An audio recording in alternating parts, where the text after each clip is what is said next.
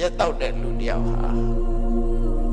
မကောင်းမှမသိလို့ကောင်းတဲ့ထင်လို့တကယ်ချင်းပေါင်းသိနေတယ်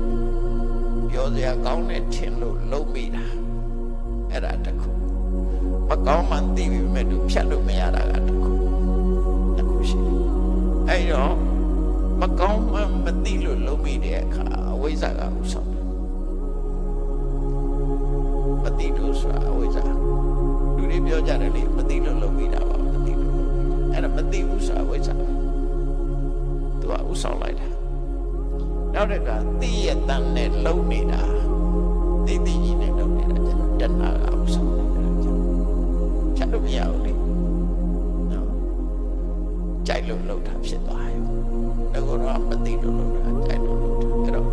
တဏှာနဲ့အဝိဇ္ဇာသည်တလဲစီခေါင်းဆောင်လုပ်နေကြတာတန်တရားထဲမှာလူတွေကိုဒုက္ခပေးဖို့တလဲစီ